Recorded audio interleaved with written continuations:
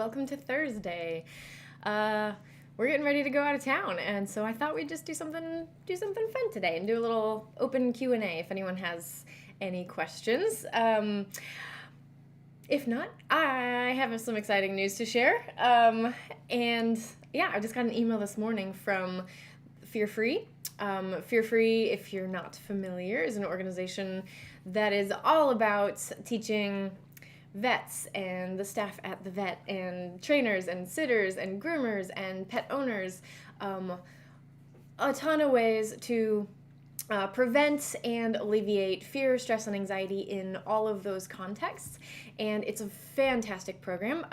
You can see down there, I did get the Fear Free trainer certification, and so I really think it's an excellent program. Hello from April and Norin. Hi guys, and hi CK. Yeah, I caught you live. And early too, I think. So yeah, if you guys happen to have any questions, anything on your mind, this is just kind of, we're going to do this freeform today. We haven't done that before, so could be fun. If you've got anything that's been weighing on you, let me know and I'll see if I can help. But the news about Fear Free is that they have a separate program for all those different types of professionals and even one separate one for owners. So they've got a track for veterinarians, they've got a track for trainers, a track for owners, and they've been adding more over time. And so today we just got the announcement that the Fear Free Pet Sitter certification is now available, which is really, really exciting. I have a ton of friends who are in the industry and who pet sit, and so it's a great opportunity. It's for those pet sitters. It's a really, I think it's a really meaningful credential to add to your resume, and so yeah, that's available at fearfreepets.com. You would go to the Pet Professionals tab and you can find it there. But for everybody who is a pet owner, you don't work in the field, this is also really good news because it gives us, I mean, I'm a pet owner too, right? It gives all pet owners a database to search for professionals, whatever kind of professional you need, whether it's veterinary care, whether it's a sitter or a groomer or a trainer. It gives you a really nice database to choose from, professionals who have voluntarily chosen to seek out credentials like this. And this one I think is a particularly meaningful one because it makes a huge difference for animals. I've joined the Facebook group and I'm mostly an observer there, but I see all of the, because I don't work in a vet's office, but I get to observe all of the conversations that they have, the questions that come up, and the things that they see throughout their work and in trying to implement fear-free strategies in a veterinary office, because the vet is one of those situations where it's kind of an inherently stressful or even painful situation for animals, dogs and cats and all species, really. It's those situations where they're already feeling bad because, well, unless it's just a wellness checkup, they might be hurt, they might be feeling pain, they might be feeling ill, so they've already got stressors going on, and then they're put into the situation where they're being touched, handled, restrained by strangers, they might be being poked and prodded. It's a necessary part of care, but it's inherently stressful for them. And so historically, we've just kind of accepted, like, well, they just got to put up with it, and vets, they'll use strategies to just get it done as fast as possible and without any injury to the vet or their staff, which is really important. We want to make sure that everybody, humans, are protected, but the ways that I see people seeing the difference of because sometimes it's just one vet in a practice who's done the Fear-Free certification, or maybe a few of their staff, and sometimes it's the entire practice, so it's you get to compare and see how this how this change happens, and how it really helps the animals and the owners. And I'll tell you, without being there myself and without working in a vet office myself, just hearing other people's stories, it's amazing. Like, the owners love it. They see their medical, their pets' medical professionals treating them with so much more care. And yes, it does slow things down sometimes. That is a part of it. I mean, that is one of the things that makes even my job, sometimes it's a little bit more difficult of a sell. If I tell people, okay, this is the approach I take to working with something. It's gonna feel really slow in the beginning, but your dog's well, yeah, I only work with dogs, but yeah, your dog is gonna be better off because of it. We're gonna remove all of that fear, stress, and anxiety out of the situation, and we're gonna go at the dog's pace, and it's gonna feel so painfully slow in the beginning, but we're actually gonna reach your goals faster because of it, in the long run. But in this day and age, we all want really snappy, fast results in pretty much every area of our lives. And so sometimes it's really hard when we're like, listen, I have this problem with my dog. I need it fixed now. And so that's what I mean. It's like, sometimes it's a really harder sell to convince people, but it's going to be so much better for you if we really slow it down. Just in the beginning, it's temporary, I promise. But anyway, it's the same with their experience at the vet, right? Yes, the actual visit to the vet might take longer. It might, but over time, those results really add up. And Jennifer, she says, I want a tattoo that says slow is the new fast. Heck yeah. Let's go together. I would get that. It's like everything. It makes such a huge difference. And so yeah, to see that that's not my experience thus far in my life is just with the training part, but to see how much of a difference it can make with animals' experience at the doctor, and that they can have the same, much more pleasant experience at the groomer and with their pet sitter and even at home. It just, I can't, I'm feeling speechless at the moment just because I get so, it's the ways, the degree to which their lives and their welfare improve, and the ways that the relationships with people, with all of those different people, with their owners, with their doctors, with their trainers, with their sitters, blah, blah, blah, the ways that those relationships improve is so, this is why I'm in it, guys. This is, it's so cool to me,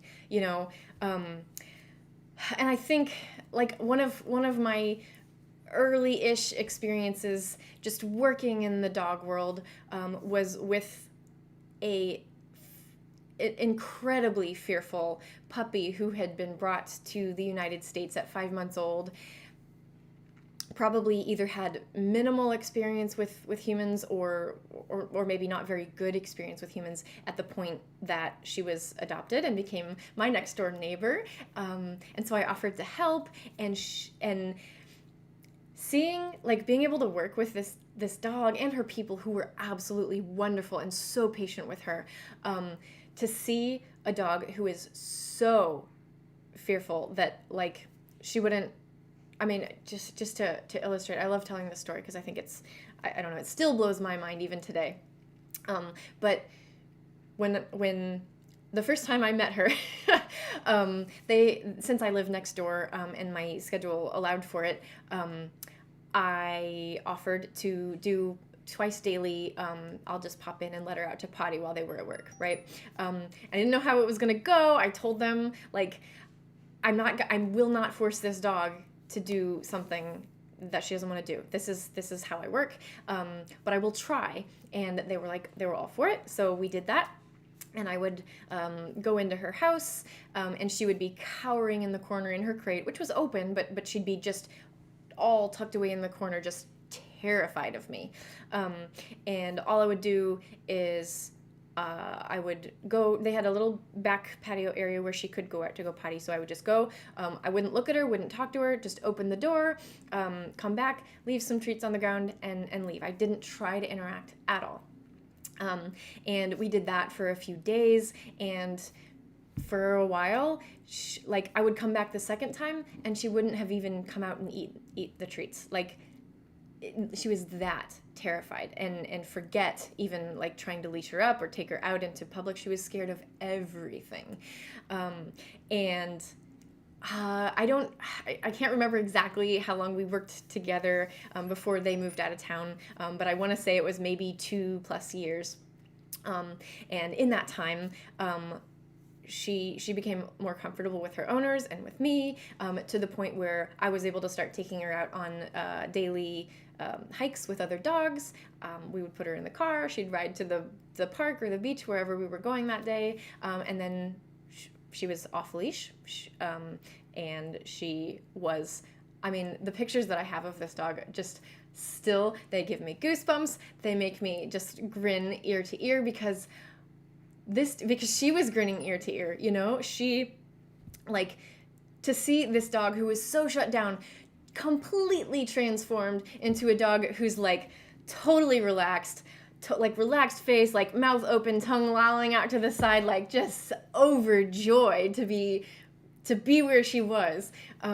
That transformation, like, I don't think that would ever get old, you know? And that's the result of working with fear-free strategies, right? So this is why I get so like excited and so passionate about it, and why I love this organization.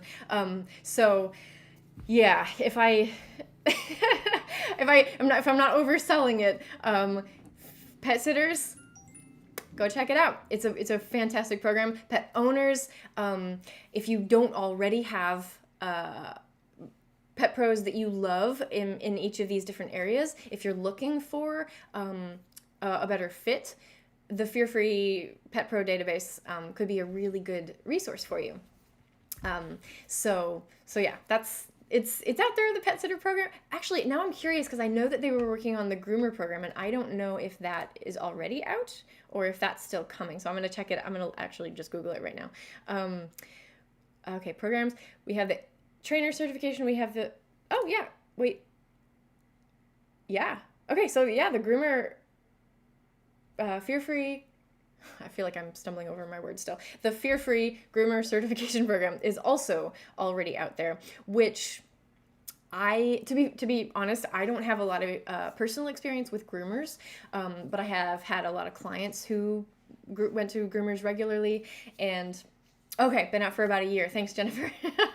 That must have been before I got Fear-Free certified, so I wasn't paying attention.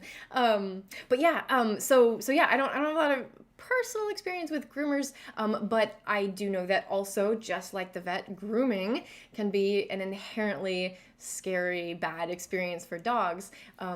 And yeah, we humans tend to just like, well, let's just do what we got to do to get it done. It means dogs get like, yeah, it can be really scary for them. And I know we have business models to contend with, but I really think that for a groomer, for a professional groomer, to make this kind of commitment, I think if we share the news, if we spread the word of this program, and owners are educated about like that it exists, then it could become a really beneficial credential for those other types of pet professionals.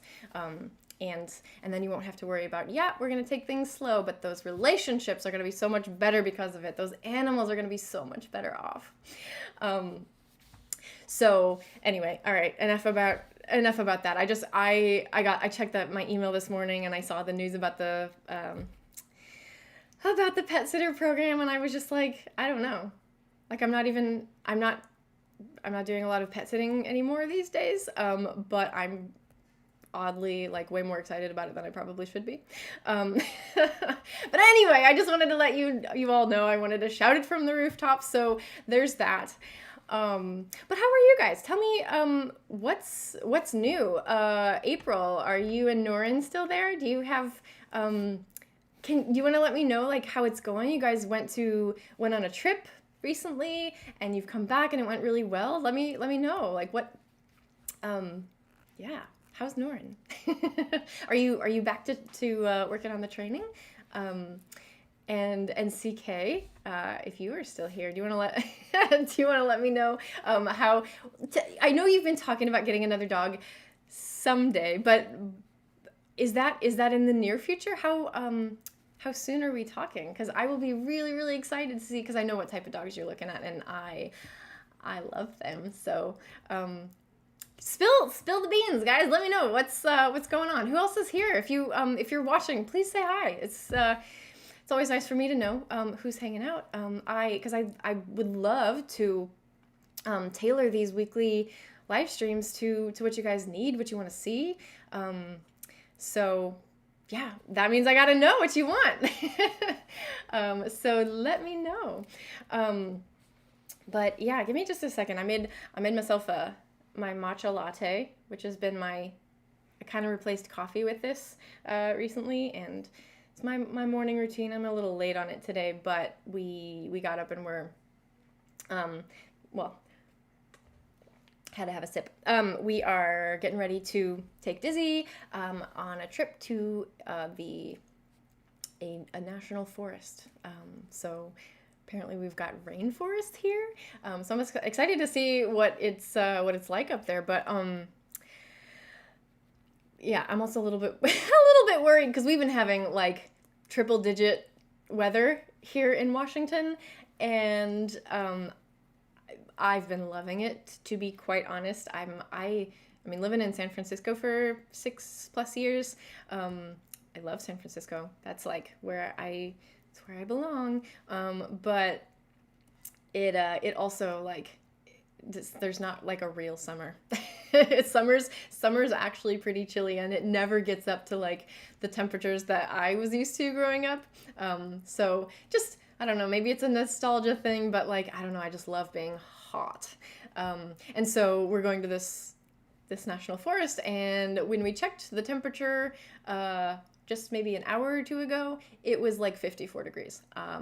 So I'm like, great, I'm packing for a winter trip in July. Yeah, so let's see. Thanks for commenting, you guys. So Jennifer says, yeah, we're going on a hike. Probably a lot of hikes. And hopefully some beach time too. We'll see. It depends on the weather, I guess. But looking for a new doggy gear bag. Do I have a favorite? No, probably not. But doggy gear bag meaning like not one that they wear like on a harness, but just something to bring dog stuff. Honestly, anytime I go places or when he goes to the sitter, I bring along just like it's a simple canvas bag. Actually, if you find something you like, I would love to hear about it. Because yeah, we gotta go shopping. There's a lot of stuff that we need. He needs a new harness for we just got our parkour novice title, and so we're working on intermediate, and which means that we're going to be doing a lot more spotting, and also for the titling, he has to be wearing a harness that works for parkour. So we have to go shopping for parkour harness, and we have to yeah. The little canvas bags, like, I don't know, it feels a little disorganized. I could use a replacement too. So sorry, I don't have I don't have a really good suggestion there. But I love checking out new dog gear. I mean, there's the like pet product industry is like mind blowing. There's so much cool stuff out there. Yeah, I need more money. I need to go shopping. So okay, to carry your dog's long line, food rewards, poop bags, medium size. Okay, yeah, so that's kind of how I've been using the canvas bag. I don't know, like, I think for me, probably a backpack style would work best, right? Or are you thinking more like duffel bag? What are we talking? Let's look. We can find something good together. CK says, probably not in the near future. I officially retired from the Navy today. Oh, well, congratulations. So don't have a job yet, living off my pension. Okay. However, there is a 7-year-old Maltipoo that needs to be rehomed, and I so badly want to take it, but I'm not settled yet to do that. Oh my gosh, I totally get you. I didn't have, I mean, I adopted Dizzy a year and a half ago. Is that it? God, it feels like forever now. But I haven't had him for that long. But I worked with dogs for the past 7 years, I want to say. And so being around dogs all the time and being in that world, I have friends who work at shelters. I see all the posts about adoptable dogs and how cute they are, and I totally get it. Like, it's so hard when you're just like, but this one's like the perfect fit, and but it's just not the right time. And before I worked with dogs, I mean, I've always, like, I had pets. I had so many pets growing up, but there was this window of time between maybe, gosh, how old was I when I started traveling? I was maybe 23, 22. I don't know, somewhere around there, early 20s until 32. God, yeah, like, I don't know, like a stretch of like 8 to 10 years, I didn't have a pet of my own, and it felt so bizarre. Like, I was like part of my identity is like, I'm an animal person, and I need pets, I need animals around me. And so to go so long without an animal, it was really hard, and I still regret. There was actually April. I was in Chicago. I was hanging out with my friend Joe, and we just didn't know what to do. So I was like, why don't we just go to the shelter and like look at the animals? Why not? Because just for funsies. And we went, and Joe went to look at the dogs, and I went to look at the cats. And I swear to you, I met this cat. It was a kitten. It was a Maine Coon kitten. And he just, like, I don't know, his name was Anders. And I was like, I would totally keep that name. Call him Durs for short. It would be adorable. And he like came right up to me, and he was being so cute. And the shelter employee who was there helping me, he was like, I think that cat like just chose you. And I'm still like, man, I wish I had gotten that cat, but it wasn't the right time. I was traveling so much. I couldn't provide the life that a pet would have needed at the time. So it's hard, but I get it. But there are so many wonderful animals out there, and and I ended up with a dog who's just perfect for me. So yeah, when it's right, it's right.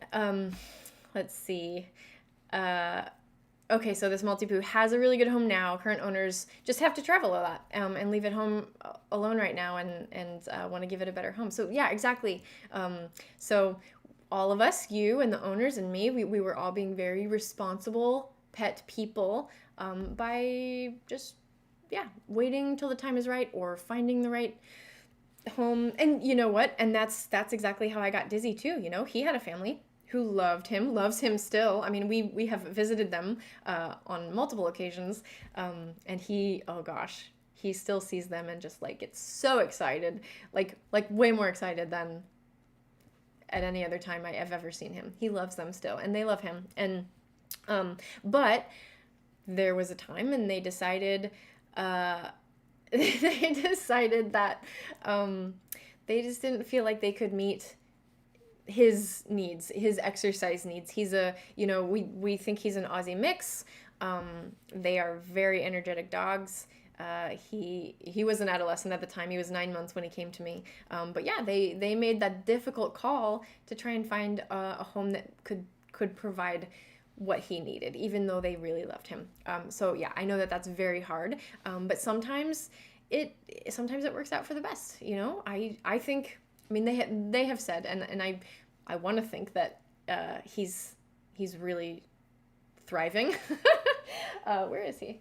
Oh, he's sleeping back there. But yeah, we have a good time together. I think it was a good fit for everybody involved, and I love that we can kind of keep in touch. I love this family. they're really cute. But yeah, so sometimes it works out for the best. And yes, Paul, I am glad you balked at Dizzy. So we did what we did, which maybe this is a good idea if anybody else finds themselves in a similar situation, was I wanted them to be really, really sure that was the choice that they wanted to make. You know, because I at first when they told me they were looking to rehome him, I was like, are you guys sure? Like, there are, you know, I know you feel like you're spending all day exercising him, but do you think that you know, there are so many services in the city where we are, like there's walkers, there's daycare, that can really take some of the weight off of your shoulders of meeting those needs. They didn't feel that was the right fit. They had kind of already made up their minds, they said, but I wanted to be like triple sure. So at that point I was like, okay, well, why don't we do this? I will I'll take him. And we'll decide on I think 2 or 3 weeks. We'll decide on a couple of weeks period of time that'll be like a trial, you know. And if I feel like he's a good fit, and if you guys after the 2 weeks is up haven't changed your minds, don't feel like you miss him too much and this was a mistake, then we'll like make it official and final, and I'll say, okay, I've adopted him. And so yeah, that's how it went. And yeah, and it worked out. But I do think that it's so hard. And sometimes it, like, when you're making a big decision like that, it's hard to know. It's hard to know like how you're really going to feel after the fact. And so this was a personal choice. Like, I just wanted to, yeah, I wanted to give them an out just in case, because how horrible would I feel if I was like, yep, he's a great dog, I'll take him, you know, close the door, like, okay, and that's done. And then I found out later that like they were just heartbroken and they like really regretted it. Like, I don't want to put anybody in that situation. So yeah, doing a little trial period, it works out nicely in my experience.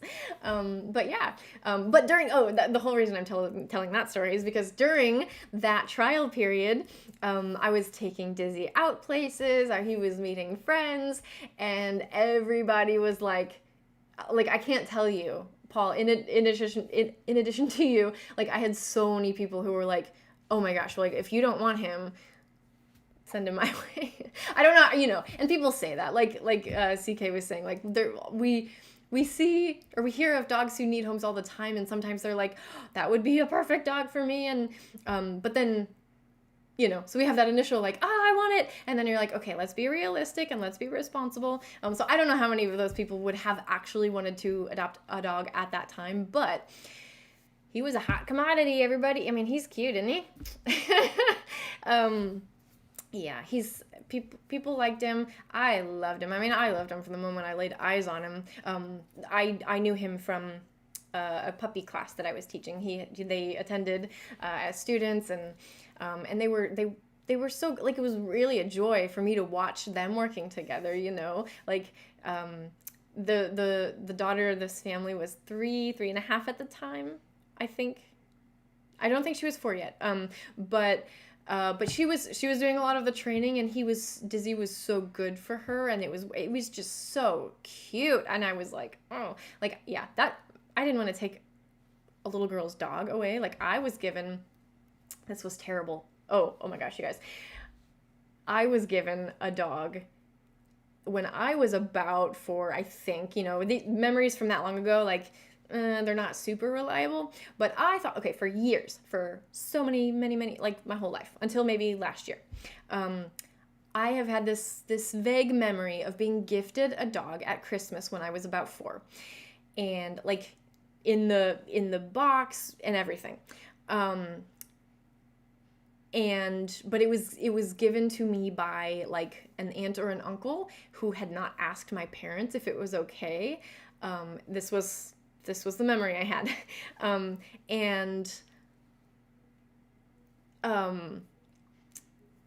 So, you know, my mom being like, she probably had just had a second child, was completely overwhelmed, was not ready for a dog, and so she said we couldn't keep it. So I probably didn't have this dog for more than a few hours to a few days, but this has haunted me into my 30s. And I mean, I'm fine. Well, fine, we're all like fine, but like I remember it. It was an important enough event for me to remember that. And so I was like really sensitive to the fact that I don't want another little girl to like lose her puppy.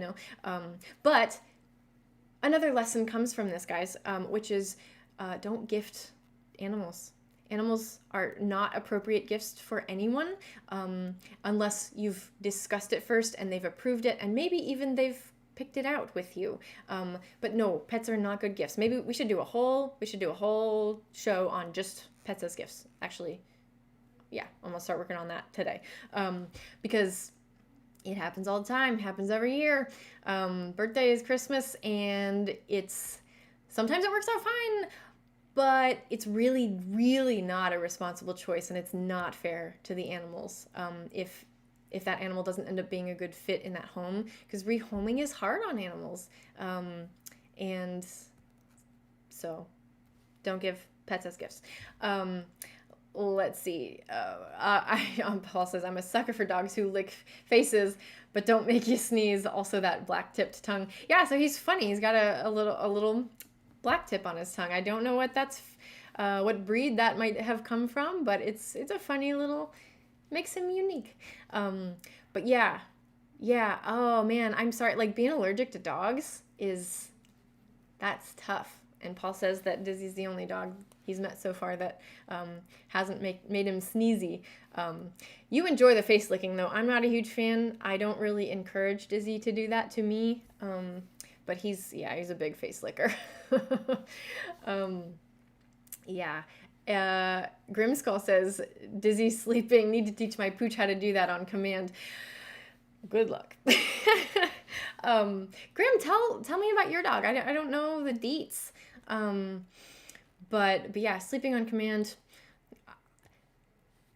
I would never try and get a dog to sleep on command. I think the best route to having a sleepy dog is just getting them a lot of exercise. He's had a lot going on in the past few weeks, a lot more than we were doing over the winter. So he's been extra sleepy, and he had, it wasn't last weekend, but the weekend before was when he was at his sitter, who I absolutely adore. We got lucky and found an amazing couple who takes in one dog at a time. And so I'm a huge fan, but they have a farm, and they take him out like every 2 hours just to walk around the farm, and like how do you get that lucky? I don't know, but I'm very appreciative of the work that she does. Let's see. Not a fan. Nice spelling. Not a fan of the face licks either. Oh, okay. But Diz, man, I think he has excess oxytocin that seeps out of his tongue. He's a special boy. He really is. David doesn't think so, but he thought he was listening in. But yeah. I mean, I like him. I always, how, like, just hanging out at home, you're like, you talk to your dog and you tell them how they're the best dog in the whole world and they're the cutest dog ever and blah, blah, blah. So I'll be doing that. And David's like, well, he's not the cutest dog. And I'm like, shut your mouth. He is the cutest dog. We can't let him hear you. Let's see. Grim, okay, Midnight is my kiddo's dog. She's a Rottie something, very hyper, and always on top of everyone. And how old is Midnight? I love a Rottie. I freaking love Rottweilers. So, yeah, that's really fun. Oh, God. I swear to goodness, if I got, for my next dog, if I wanted a bigger dog, like, I'd be really tempted to get a Rottweiler or Rott mix, something like that.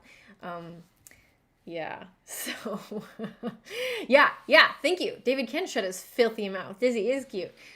No, and he just to be fair, because he's like, David will say, no, he's cute. He's just not the cutest dog in the world. And I'm like, that's when I'm like, you can shut your filthy mouth. 5, maybe 6. Okay, so wow, 5 or 6 and still like very hyper and all over people. That could be a bit much. Is she big? Is she like Roddy size? Cause yeah, I can see that. And I can see now how a sleep on command would be good. Maybe not sleep exactly, but like a go lie down. That's absolutely doable. And my favorite, like actually, yeah, no, I mean not my favorite, but one of my favorite things to teach is, call it what you want, but it's a go lie down, go to mat. Some trainers will call it place, but yeah, it's just a soft, comfy surface that you're able to send them to, that they really like hanging out there. It's so handy. We've done a lot of mat training with Dizzy. Well, not a literal mat. I've just used like a towel, like an old towel. We've got a stack of dog towels in our house. We do a lot of dog laundry. Used to do more when I was walking and boarding and everything, but yeah, the dog towels. So we've done so much mat training that it's so handy. Like I can put a towel down on the floor pretty much anywhere, and Dizzy will go to it and lie down. And it's nice when we're traveling, especially so like this weekend we're gonna stay at a hotel, and that's like a perfect example of when we would, like, I would put the towel down in the hotel room, and he can hang out there so that he's not getting into trouble. We also don't, like, I don't know, when I go other places, I don't like to let him on the bed just because I know pet hair's hard to remove, and I don't want to make their jobs harder.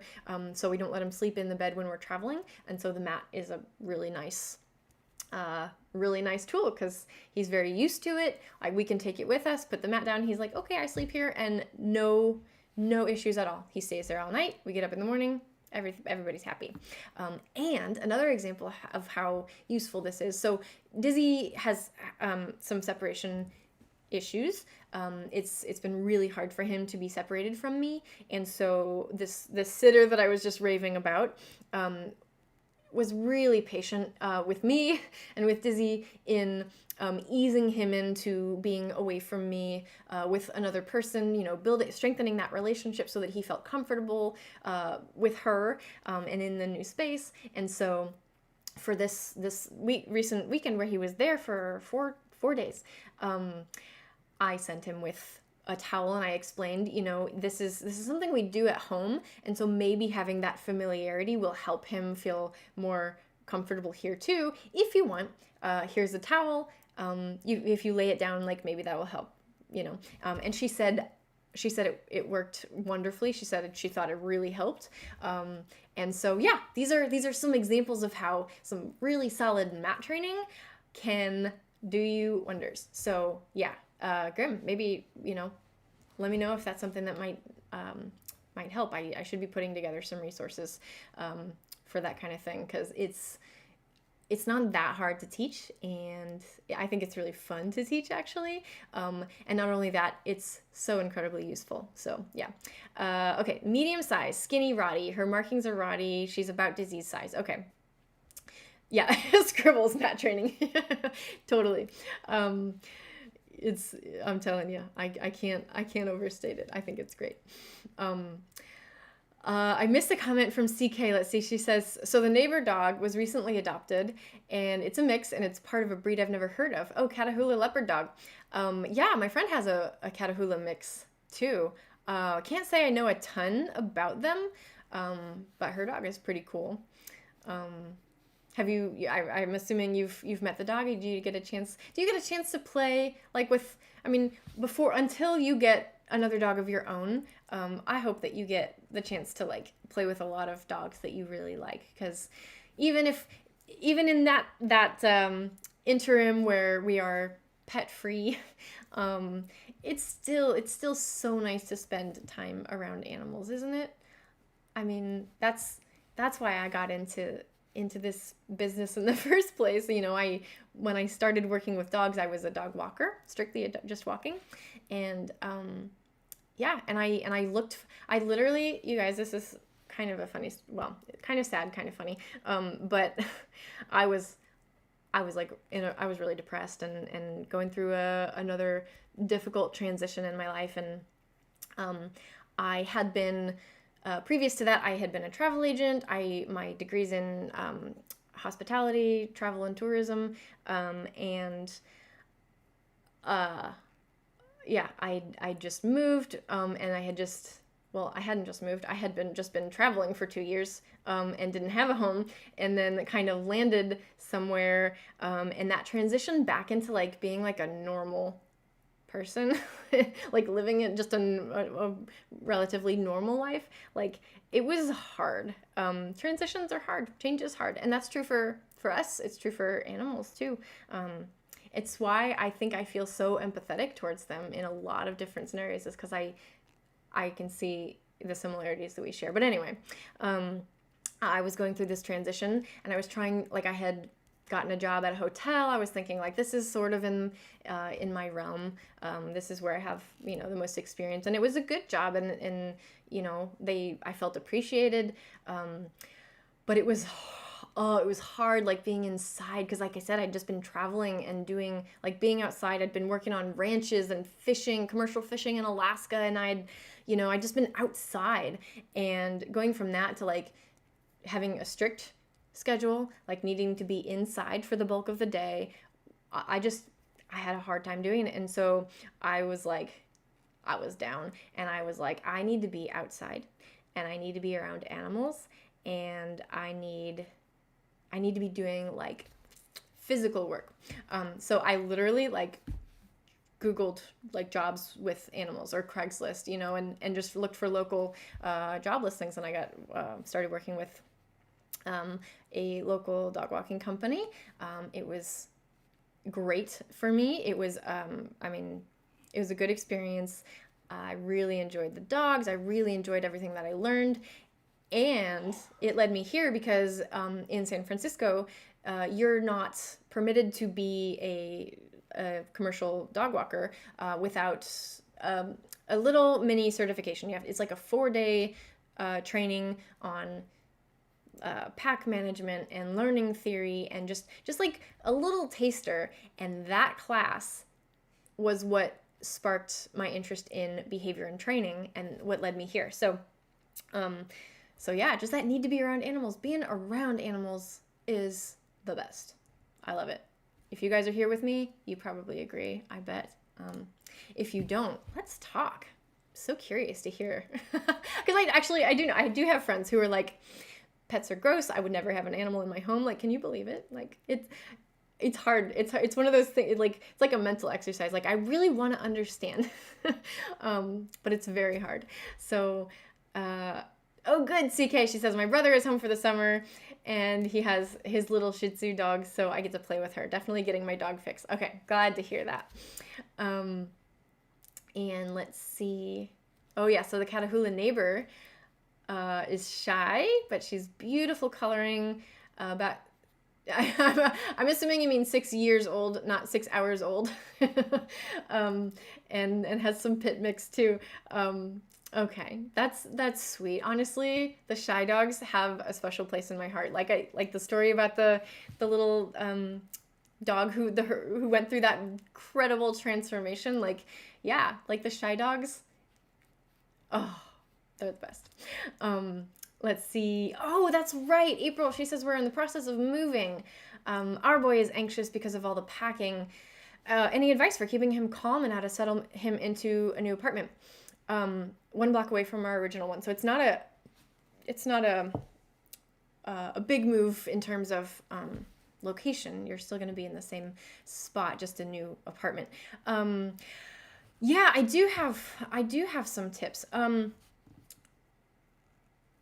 You said, so you're in the process of moving. So how are you doing it? Are you kind of, since it's so close, you maybe have the opportunity to kind of just like move little bits at a time, or are you doing like a standard move where you pack everything up, you move in a weekend, and then just do the unpacking. My sister is moving this week also, and she kind of, I think she moved over several days versus all at once, but I think she's all in the new place now. Yeah, so the things that I usually recommend for moves are, if you can, pack it up now, we'll move over 3 days. Okay, got it. Yeah, so if you can pack up Noren's things last from your current place and unpack them first in the new place, so that he always has like his things, his familiar things, knows where to find them. That can help a little bit. If so, over 3 days. So this is tricky because sometimes if it's 3 days of like you're doing a lot of work on all 3 of those days, I often recommend that people, if they can, send the dog to a sitter or daycare, or send them out with a walker while you're doing a lot of the work. Sometimes they don't have to be around for the actual like what's going on, sometimes that can help. But I know that that's tricky because Noren also has separation anxiety, and that might be just as stressful. So, weigh your options there. He could stay, or we could stay with him at his grandparents'. So that could be a really good option if they're available for that. Yeah. So that during that time when it's like a lot of in and out and carrying boxes, and if he's just like that could be a lot for him. So yeah, I think the grandparents' time would be maybe a good idea. Let's see, what else? Packing up now. It might be too late to get, if I don't, is Noren on any medications? Because sometimes like a short acting anti-anxiety med could help in this situation, but that's a conversation for your vet. But if it's too late, then that's fine. There are other ways to help him. Let's see. I actually have. I have recently updated a document exactly on this, so I'll just send it to you. But why don't I? Oh wait, no, I know where it is. Why don't I look it up now, and maybe if there's anything that I can say before we end the stream here, to help anybody else who might be having the same question.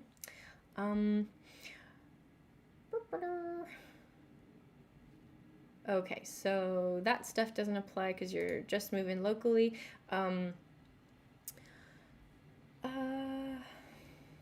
There's probably no risk with Noren for him like trying to leave the space, so the safety considerations of him like running out a door are probably less a concern for him. Let's see. Okay. Yeah, and then as much of his routine as you're able to keep consistent from the old place to the new, consistency will help him. Familiarity. So yeah, like having his stuff and having his schedule be really consistent can help. And then also, the pet safe haven. This is I think a really good idea for all dogs to have as an option at home, but it can also help it can also help during a transition of a move like that, is to create a little safe haven or a safe space, which could be a crate. I know that you used a crate with Noren, and he is pretty comfortable in there. So sometimes it's a crate that's just very cozy with blankets and pillows and their favorite toys, and usually if it's covered, this helps dogs feel very secure. But the thing about the safe space is the crate door's not closed. So a safe space, when I think of that, I'm thinking of a permanent space in the home that the dog always knows he can retreat to if he needs either some peace and quiet, or if he needs to like relieve some anxiety.